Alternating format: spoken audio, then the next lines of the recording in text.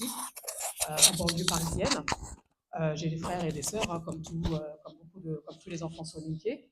Et effectivement, dans tout ce que vous avez dit, je suis 100%, même, je peux même dire 200% d'accord avec vous. Et je vous en remercie de l'avoir souligné. Ça m'a fait beaucoup de bien de vous entendre dire cela. Il y a un problème, c'est vrai qu'on ne peut pas jeter l'opprobre uniquement sur nos frères. Pour la plupart, c'est nos frères qui rentrent en prison. Il faut aussi que les parents se mettent en question.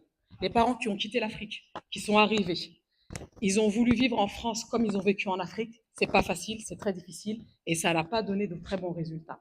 Maintenant, moi, je peux témoigner en disant que dans les cités, en réalité, qu'est-ce qui se passe? Vos enfants, quand ils sortent, quand les parents leur disent quand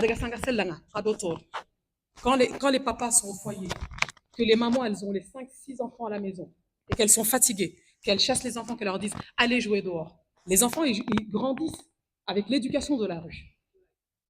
Il faut pas dire kundini parce qu'il faut pas terre. Il m'a dit dire kundini parce qu'il m'a dit dire salama. Donc le m'a dit kundini. On est d'accord. Ignaro, ça c'est quand ils sont petits. Moi je vois jusqu'à aujourd'hui, je vois des enfants de 5, 6 ans qui prennent dehors jusqu'à pas d'heure. Ça m'énerve. Je vous le dis. Ensuite, quand ils grandissent, quand ils arrivent adolescents, l'adolescence c'est ce qu'on appelle l'âge bête. C'est l'âge où le raqilé il est pas total, il n'est pas complété. Donc c'est là qu'ils prennent toutes les mauvaises habitudes.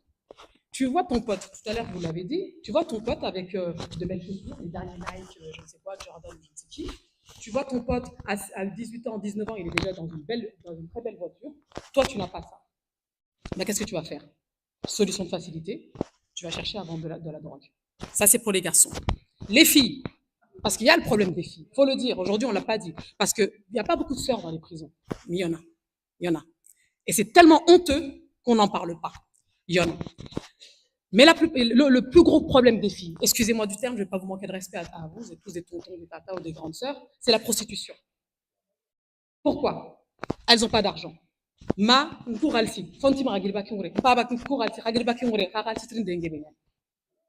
qu'elles vont faire? Elles vont sortir. Elles voient leurs copines avec les derniers parfums, les derniers fringues à la mode. Elles vont se dire, bah, comment t'as eu ça? Ah, je connais quelqu'un, c'est un pote, t'inquiète, il est gentil, il est ceci, cela. 1, 2, 3, au bout de quelques jours, elles tombent dans la prostitution. Nos frères tombent dans le deal, nos sœurs tombent dans la prostitution. Donc, la faute, excusez-moi, elle vient des parents. C'est les parents. Quand vous avez des enfants, passez du temps avec vos enfants. Parlez avec vos enfants. Parlez avec vos enfants. Échangez avec vos enfants. Les papas, quand vous sortez, quand vous devez sortir parce qu'il y a des affaires de la famille, partez avec vos fils. Prenez vos fils, quand il arrive à 15 ans, prends-le, va au foyer avec lui. Restez avec vos filles. Vous allez à des fêtes, les femmes, vous allez à des fêtes, vous mettez carré, bazin, tout ça. Tout cet argent, il vient d'où? Vous êtes parti faire le ménage, vous êtes cassé le dos, vous êtes parti faire le ménage. Mais investissez dans vos enfants. Investissez dans vos enfants, mettez vos enfants dans des bonnes écoles. Vous croyez quoi? On est tous dans des quartiers. Les REP, les ZEP, les quartiers dans lesquels on est, le niveau d'instruction, il est mauvais. Il est mauvais. Si vous avez les moyens d'acheter de l'or, vous avez des moyens d'acheter des bazins, de donner de l'or à votre copine qui a marié sa fille, et prenez cet argent-là, allez dans des écoles privées, mettez vos enfants dans ces écoles privées.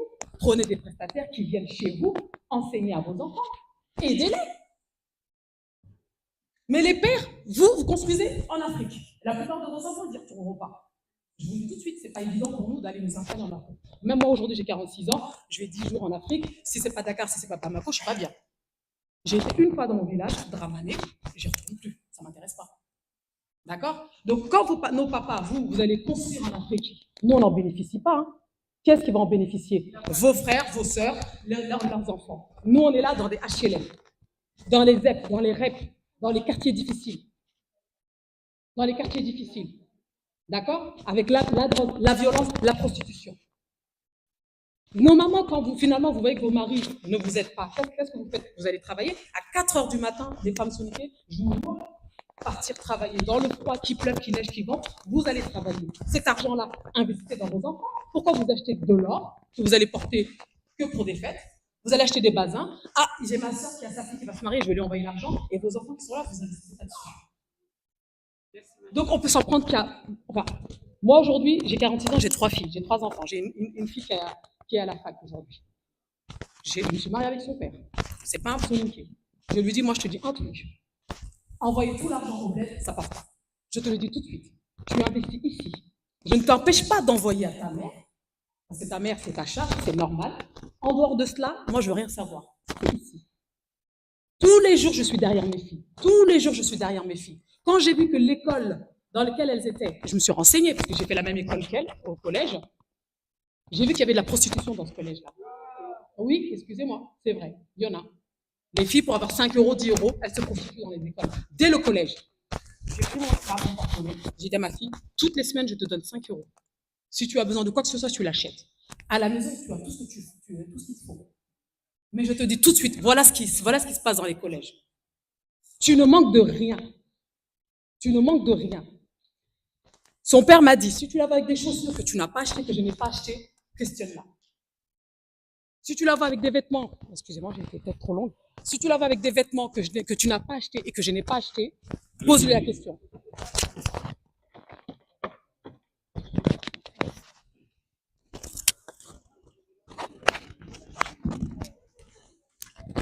Excusez-moi, je suis un peu longue. Donc en fait, il faut tout le temps surveiller vos enfants. Tout le temps, tout le temps, tout le temps. Vous ne pouvez pas rester chez vous, aller au foyer, aller chez vos copines ou autres, sans surveiller vos enfants. L'enfant, il doit être en surveillance de la naissance jusqu'à l'âge de 16 ans. Le surveiller constamment. À 16 ans, il commence déjà à avoir un peu d'esprit, à réfléchir, il est capable d'analyser. Il a du bon sens. Là, à la rigueur, tu peux lui laisser une petite part de liberté et encore rester au loin et surveiller. Donc, tout à l'heure, vous avez parlé de beaucoup de choses, mais je voudrais qu'on mette en avant, même pour ajouter dans votre association, si cela est possible, la parentalité, l'accompagnement à la parentalité. Ça veut dire aider les parents à éduquer leurs enfants. Premièrement, rajouter aussi tout ce qui est soutien scolaire. Parce que qu'est-ce qui manque chez les soninké? Des grandes personnes, en fait, il manque. En termes de religion, on est au top, il n'y a pas de souci.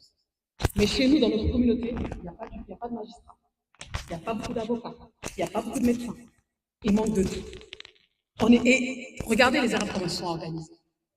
Aujourd'hui, dès qu'il y a un souci, les Arabes, ils s'organisent. Les Juifs, on peut leur reconnaître ça. Après la guerre de 39-45, après ce qu'ils ont vécu, ils se sont organisés, ils ont occupé tous les grands postes.